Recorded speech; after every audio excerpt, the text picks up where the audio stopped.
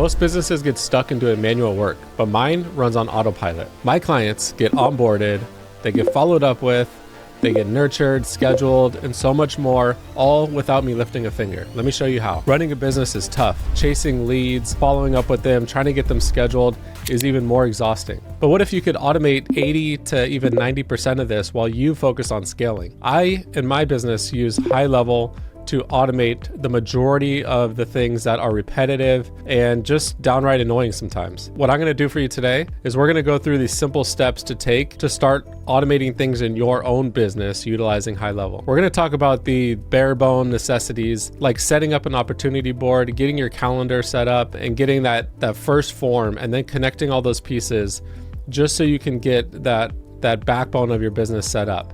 And then we'll take it even a little bit further. And we're gonna do all this so you can stop trading your time for money, and so you can really automate a lot of the pieces in your business. So while high level is really geared towards marketing agencies, I mean, we're talking the automated calendar service, two-way texting, emailing, a funnel builder, a website builder, even things like calling, accepting payments, invoices.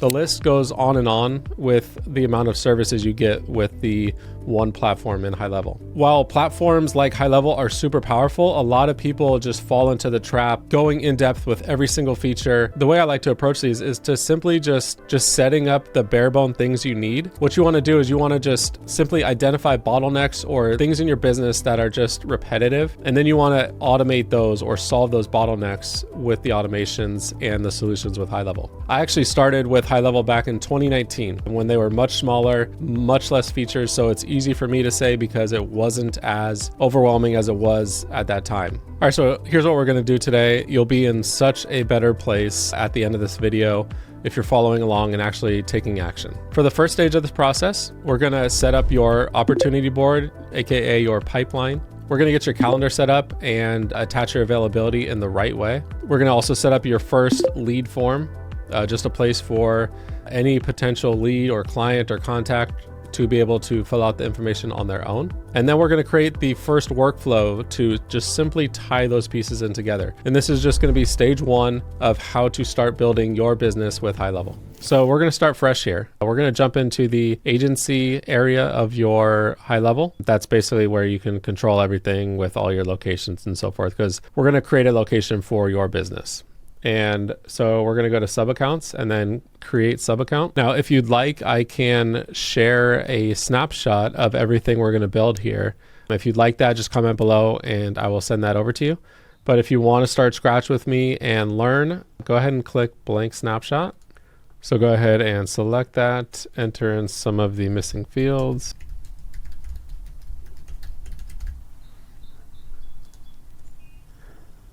Grab your time zone and add sub account.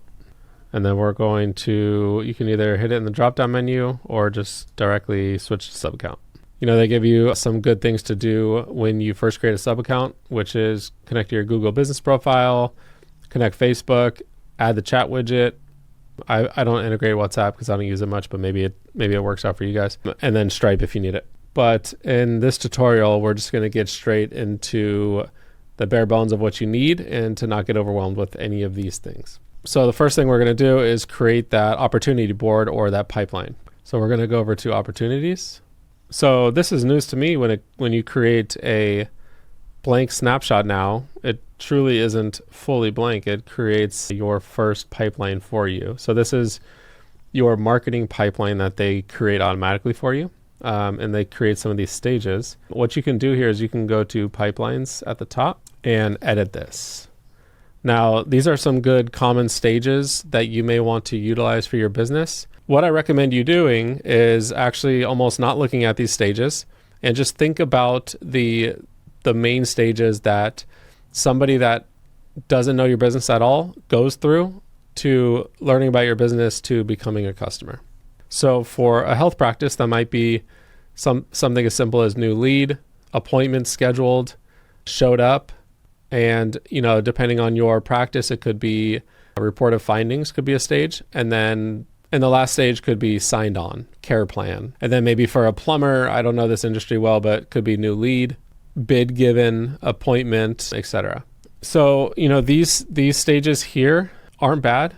And so, if you want to change any or get rid of any, I really suggest you do that. I would say at this stage, the less is better. Because as you start building these things, you're going to start adding stages, and that's fine. One thing I want to point out that's very important here that could kind of screw you up a little bit is if you wanted to change things around or move things, you really want to use these arrows here, because especially if it's after you got going and there's leads in certain areas, just changing, if we wanted this to be proposal sent and this qualified, that would be the wrong way to do it by removing the text and all that, because you need to move these opportunities to the correct area, and that way it'll sort of carry that data and those leads.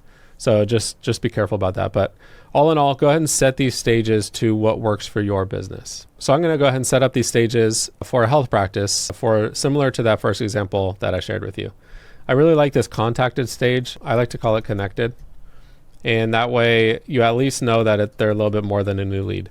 Sometimes in this stage, when we get further into automation and a lead responds, we set up automation to make the second stage.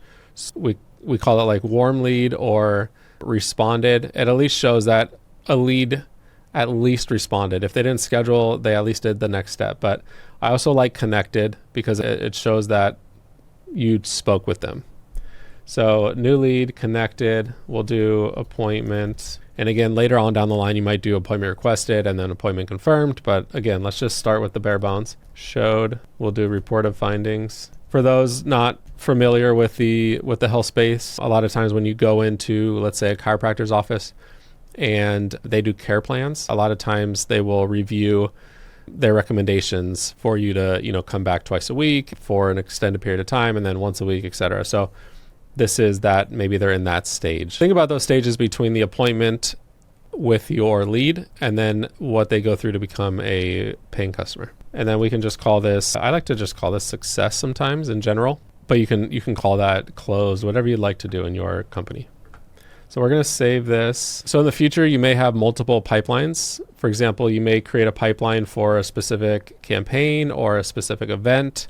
So just, this could be, general business, or you might even just call it new leads, whatever you'd like to. Marketing pipeline is not a bad name, so we'll keep that. Now, what we want to do is the next step is setting up calendars. But in order to do that, we actually need to add ourselves as the business owner to this account. So you can see that in settings, my staff, there's no staff or no team members added to this account.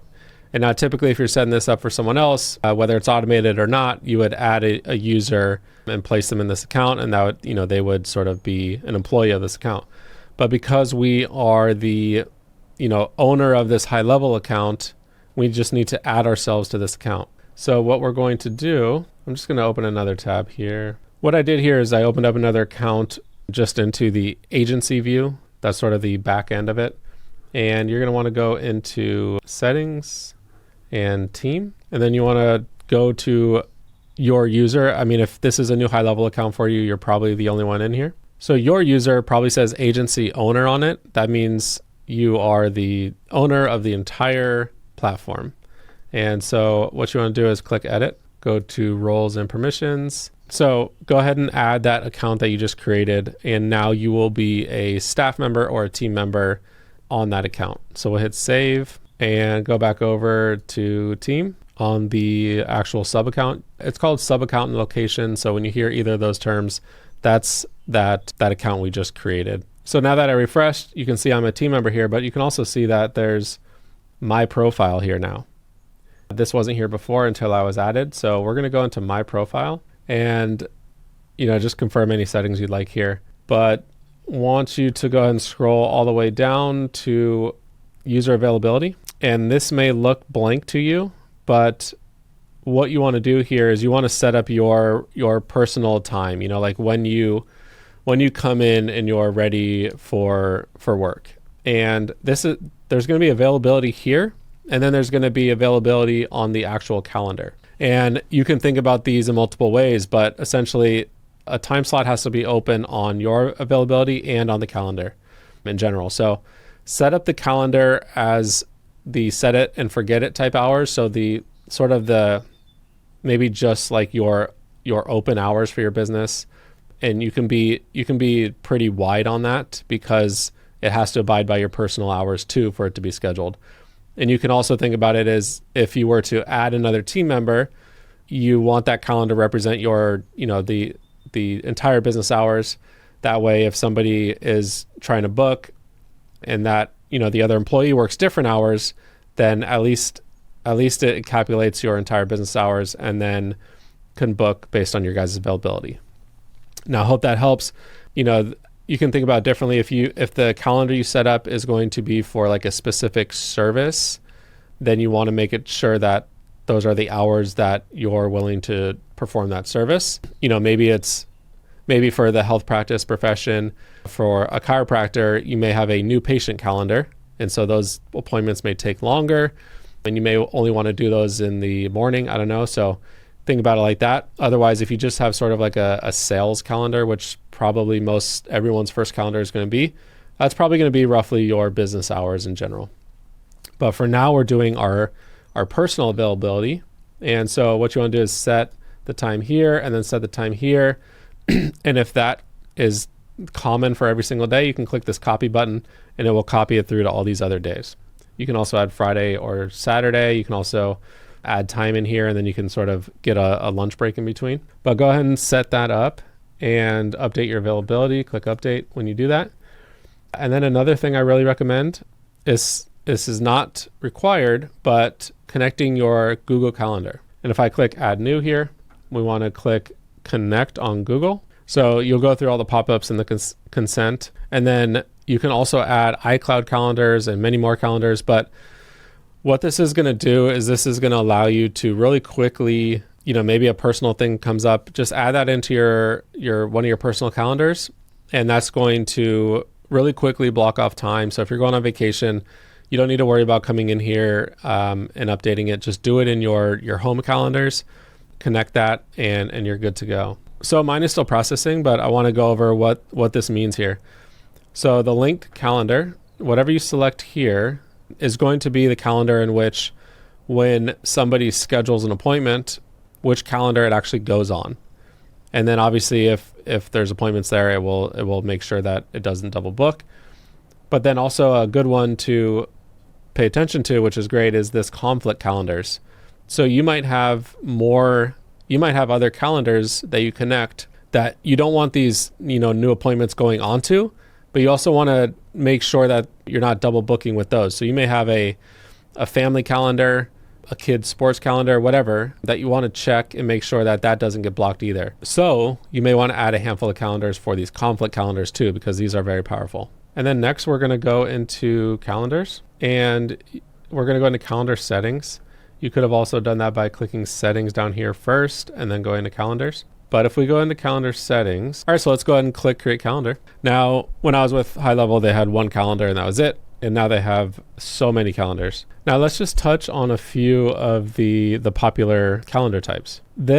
So originally round robin, I believe, was the default calendar. And what it would do is if you had multiple team members in there, it would sort of round robin those appointments based on certain settings you had. So it might be based on availability or just making sure that everyone gets an equal amount of appointments. Probably the most popular one for small businesses is this personal calendar. And that's just going to create one-on-one meetings. It's basically the same as round robin, but just, single member. Now there's also class bookings. So like it says here, one host meets with multiple participants. They have good examples here: webinars, group trainings, online classes. So, assume one time slot, multiple people. You can actually do multiple time slots on these as well, but this is just meant for sort of that big group. And then collective bookings was actually a cool one that I love that they added later. This is probably something you won't need right now. You'll maybe want later on down the line. But what it's good for is if, we have a potential partnership meeting, what I can do is set up a calendar for myself and my business partner and maybe anyone else on the team that I want there. What it'll do, which is cool, is look at both of our availabilities, and then the partner or the partnership or the other business can look at that and easily schedule, and it fits with both of our times. So that can save a lot of time. But let's go ahead and do personal booking. So we had to add ourselves to the account. Otherwise, there wouldn't be a team member for us to select here, and we wouldn't have been able to do this. So this Again, could be a service like new patients. We're just going to do sales for now. Actually, sometimes the calendar name, depending on how you set it up, will show to the end user. And so just in that case, this might be overused, but you can use something like discovery call, or just even discovery in case you do Zoom. And then, this is just the URL that it uses. Just use something thoughtful here too. It doesn't need to be overthought, but this is obvious, of course, but how long do you want this meeting to be? 30 minutes, an hour, whatever you want to do here. I'll leave mine at 30. And so what High Level likes to do nowadays is, instead of bringing all these settings to you up front, what it does is tries to give you the simple settings to be able to just create this on the fly. But I really like to further customize this. So we'll click Advanced Settings, because there's some important things in here. Don't worry about the logo and all this. If you'd like to add a description, you can. Something, whatever. So you can put anything in here that you think. So you can create groups for calendars. We don't have one yet, but if you start to grow and maybe you're a med spa and you just have multiple services, you may want to start categorizing these into groups. But again, we're keeping this simple for now. The meeting invite title, I actually like to edit this one. So right now, this is your first glimpse into custom values. Now this one, technically these are called merge fields, especially because this one is default by High Level. So there's a lot of defaulted custom values, and that's a hint into what we're going to get into later, which I absolutely love. But you can start creating these, and they're very important and powerful. But right now, this basically the meeting title when they schedule is just going to be whoever booked the call. So if John Doe booked with me, the meeting title is just going to be John Doe. But we may want to do something like, maybe these two brackets to kind of show like connected, and then we may want to do automated practice. So it's just like John Doe with like automated practice. You could do the calendar name again. You can do discovery call. But even better, which again is a glimpse into what I like to do, but there are these merge fields or custom values. And actually I was going to do location name, but whenever you see this fun little icon, this will bring up the ability to put these merge fields or custom values in. So what we can do is account.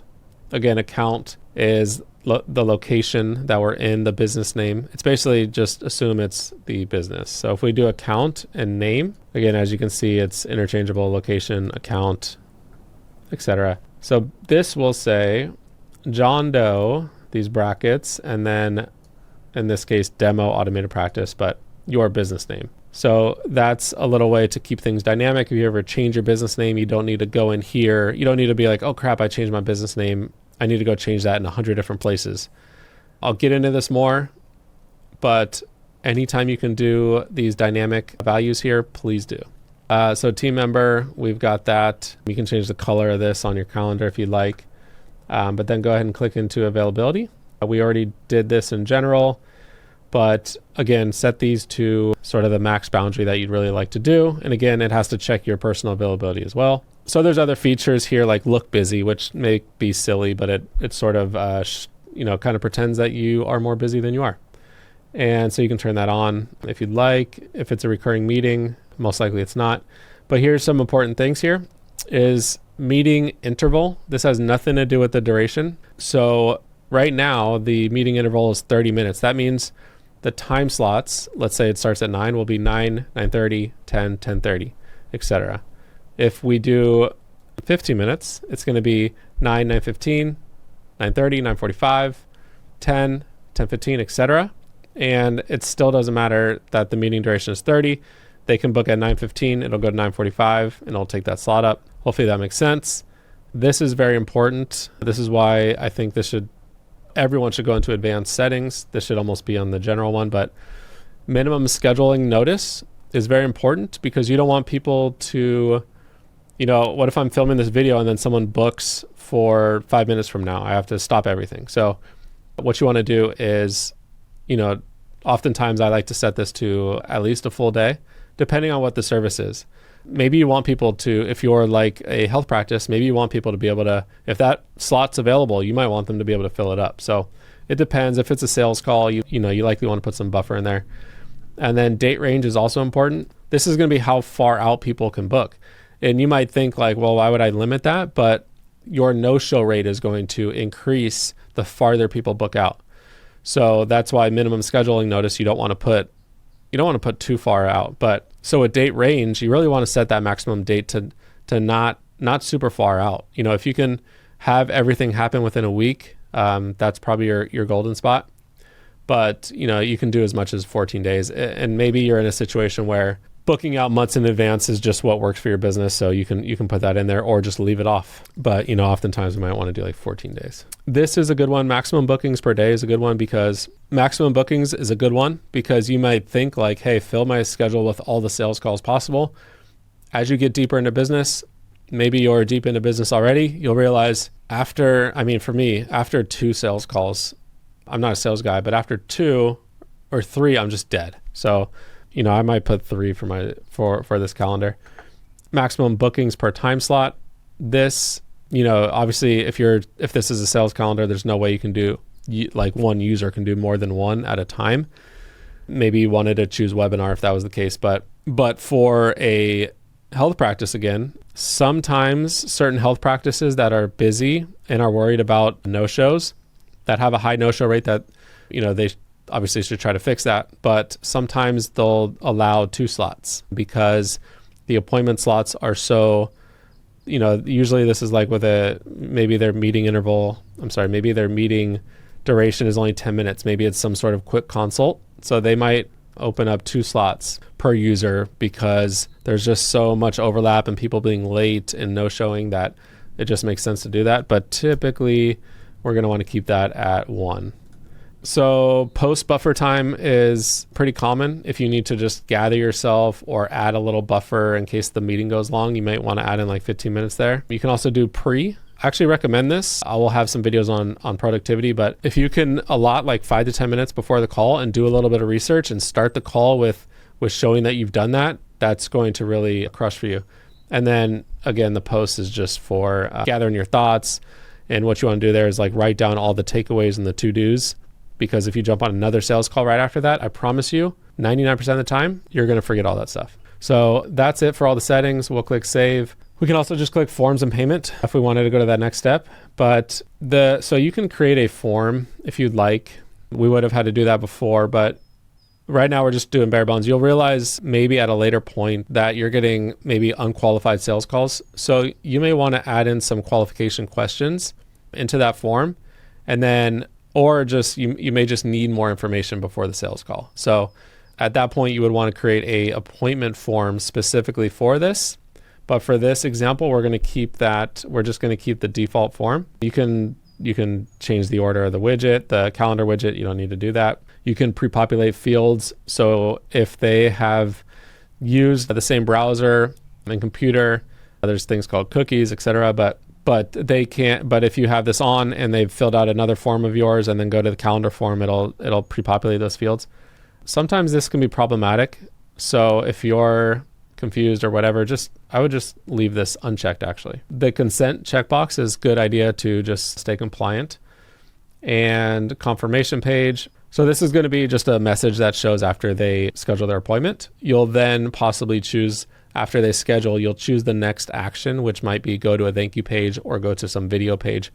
And they won't see this message. But for now, just this will be the message that they see after they schedule. Auto confirm new meetings. You'll probably want this on for now. At a later point, if new leads are blindly scheduling, maybe from social media ads, you may want to not auto confirm, because you may want to call them and make sure that they're going to show up and not take away time from your current clients. And of course, high level does payments. And so in some cases, you may want them to prepay for their appointment. So you can do that here. They would have to pay at the same time that they schedule, but we're not going to do that right now. Notifications. So they have built-in notifications for when somebody schedules or cancels or reschedules, and even reminders. These are all things that we've always built ourselves through automations and workflows. But now High Level likes to offer that to make things a lot easier. So to start, so you can actually, you will get these in-app notifications. So I'm here in Chrome. I would get notifications on my computer, but I can also set up email notifications if I'd like. and I can enable that. This will send an email to the actual contact. You can edit these to the assigned user. You can set it to any emails as well. So you can set these up as you'd like, but just know, like, if you turn this on, the contact is going to get the email. So go through these in detail. At a later time, I'm going to show you how we like to set these up within workflows. That way we have full control over everything.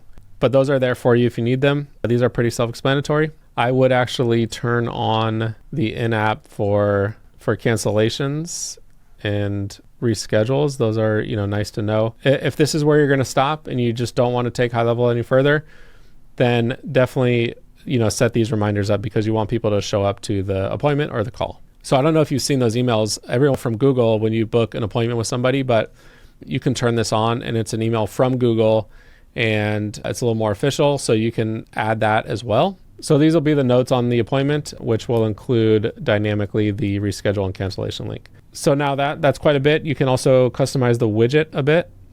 This is, what they see when they go to schedule that meeting. Again, like I said, the title, you can turn off showing the title and some other things. But go ahead and click save.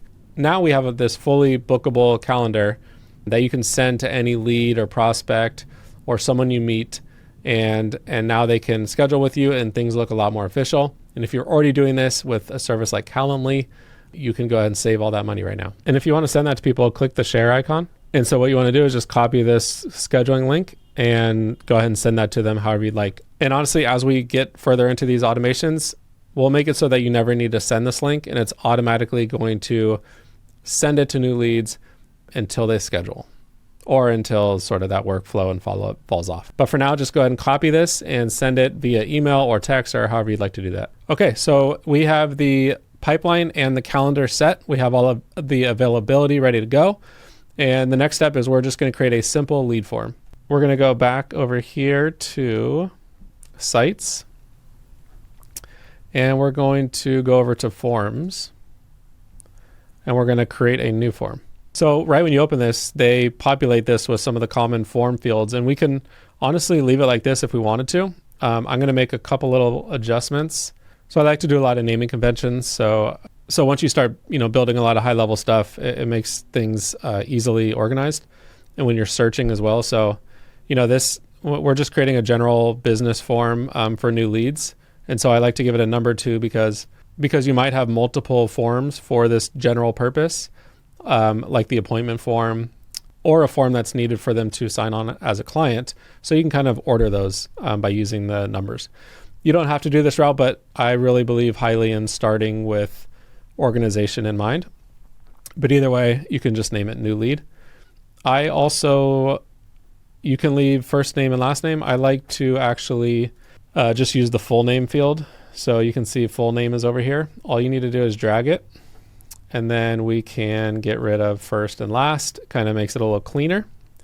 And then, depending on your line of business, if you're doing sales calls, B2B stuff, you may want to also include the company name. You can drag over organization and you can change this to whatever you'd like, company name. And lastly, you may want to make some of these fields required. So, I would say name and then both, maybe phone and email, but at least one, whichever one you really prefer to communicate. If you're typically doing phone calls, then you would want to require the phone number, but I would require at least one of either phone or email. So we will do email on ours. As you can see, email is already required by default, and organization is not required. For this purpose, I don't think we need to require it. So we can save it there. And, obviously if there's just really important information that you have to collect from anybody that enters your business, then you can do that by simply going to custom fields and adding a custom field here. So I won't get into the nitty-gritty details of this, but the single line is basically the example of the fields that we're using right now. Multi-line, basically a larger box. There's other options here. There's like a drop down, there's multiple select, and we could get into that in a later video, but this is your basic form that we can now utilize. And with this form, we can now do one of my favorite things with high level, and that's set up our very first workflow. We're going to go back, go to automation, and they have sort of a landing page for you to kind of give you an example of how things work. So basically it's, if you're new to automations, if basically something happens, do some things. And it's kind of giving you an example of that. High level provides you with some recipes, AKA pre-built workflows. And some of the ones that they recommend to start with is a email drip sequence. So you could take a look at that. You could do this long-term nurture reactivation. They have this thing they call Fast 5, where it automates text, email, calls, voicemail drops, etc. Right when a lead comes in. And then, there's a few more here. But what I like to do, so you can get a full grasp of this, is to create one on your own. And again, with the naming, we're going to do general. So I like to name it as new lead submission, because then we know what, the trigger event is. And so then we're going to add the trigger. Basically, this is the thing that occurs that's going to set off a bunch of other things. So in this case, we want to do form, and we want to do form submitted. And so right now, if we left it like this, in a bigger high level setup, this would create a lot of craziness, because this would be on any form ever in this whole high level location. If it's submitted, all these things will happen. So we want to add some filters, and we're going to do form is, and that's our only form there, the new lead form. And we'll save the trigger. What I'm really big in doing, by the way, is really making sure we name everything really well, especially the steps, because then you don't need to dive into every single step to figure out what's going on later. So instead of form submitted, we might want to say, put it in quotes, make it look good. So this is very clear now. We know which form is being submitted. And then we can add our first action here. The first thing we want to do is add them to that opportunity board, or that pipeline that we had. So at the time of shooting this create/update opportunity has been utilized for years, and now they are bringing in some newer opportunity items here. I'll go over both real quick, just in case, depending on the time you look at this. This is the one that 99.99% of all businesses on high level are using right now. And creator update opportunity, it's very simple. Which pipeline, and then which stage do you want to move them to? And so that's, if it's not there, it's just going to create it. If it's already in this pipeline, it's going to move them to this stage. Now, the purpose of this is these are all new people. So what this action is going to do is add an opportunity for that person who filled out the form and put them in this pipeline. And if you leave these blank, it will just create these by default. I believe the opportunity name will just be the contact name. The opportunity source will actually end up being however that contact or opportunity came into your location. So that would be, it would show the general new lead form there. So you can leave that blank. What our agency does actually right now is we use this space to bring in some dynamic values from our advertising efforts. And so it shows us which ads they came from. So we're not going to get into, some of those intermediate advanced things, but for now, the opportunity name, you can just leave because it'll just be the contact name. But if you wanted to edit this, you could again click this little tag icon, and you could do contact full name. And then maybe if you want to, add their company name, you could do that. And then that way, when they fill out that form, you'll see John Doe with John's Roofing or what have you. And so that you'll be able to see that at a glance there. So we'll keep that there. The opportunity value is just basically if you were to quote unquote close or sell this person, or they were to sign on for whatever service you have, what is the value of that to you? So, that goes into lifetime value and all that stuff. So hopefully you know those numbers if you're an established business, but otherwise maybe you're just selling a product and it's the price of that product, but also you may want to consider, do they do any upsells? Do they buy anything at a later time?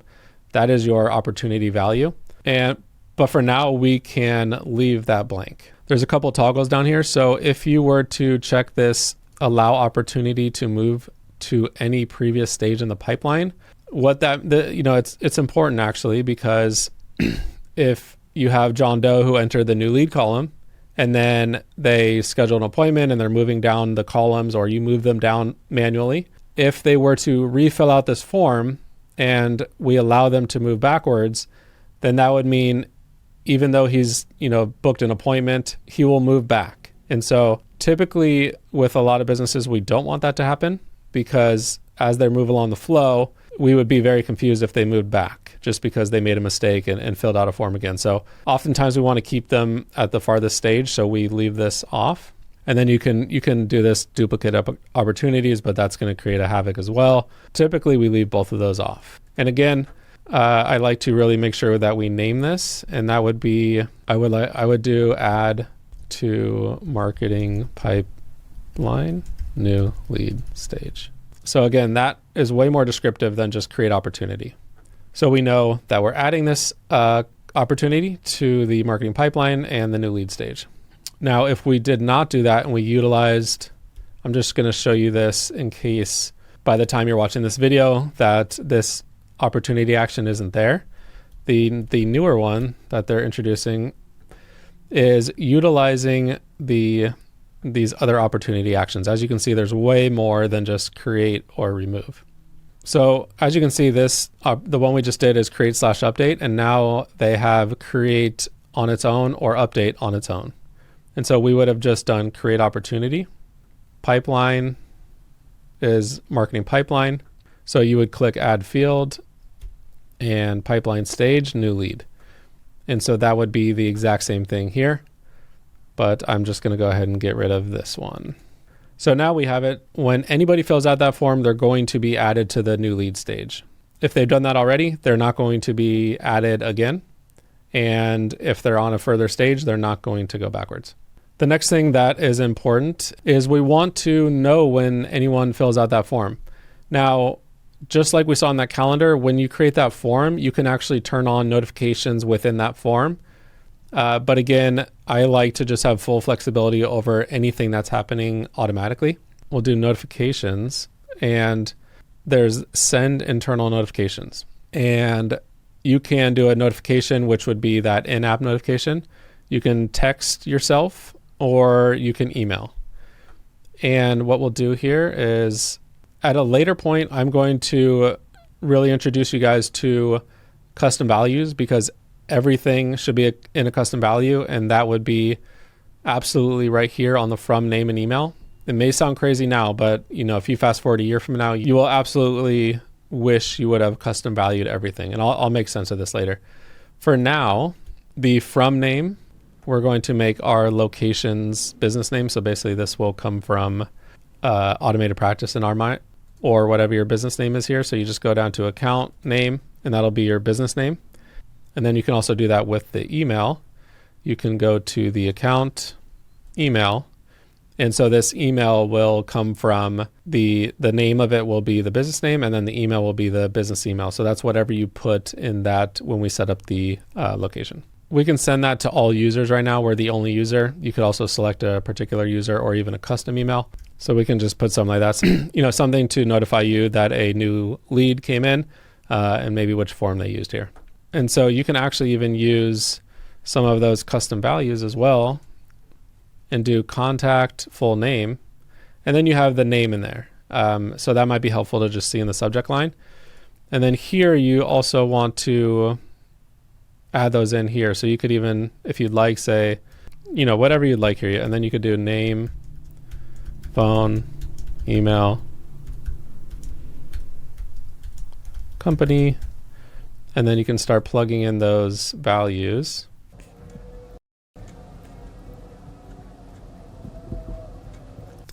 And there you go. And so now you'll receive this email with all of their contact info. And of course, as you know, I'd like to name this. Internal notification isn't that descriptive, so we may want to say, so email notification, new lead. And so now if we publish this and hit save, now anytime someone submits the form, they go onto the opportunity board and we get notified that they submitted that form. Of course, we can take this way further. I just wanted to get you to a point where you can have a few things set up that are super, super simple. And now you can start utilizing this platform for your business. And then you're going to start to want to implement more and more. So now you have the backbone of your business, the bare bones necessities. So that way now you can send a link for leads to be able to go in and fill out their information. So when they do that, you'll be able to see that they submitted that form. You'll be able to see them in the opportunity stage. And then you can also send calendar link so individuals can book time with you or for your service without you having to do the whole back and forth dance. There's of course way more we can do with this. So we're going to set up stage 2 as well, where you're not going to need to manually send the calendar link, and your potential leads are going to be able to go down this journey all on their own. So we're going to set up a little bit more automation, and this is going to be really cool because you're going to start understanding how all this works and connects. Let me know what you would want to see next with building your business in high level in the comments. I look forward to seeing you on the next one.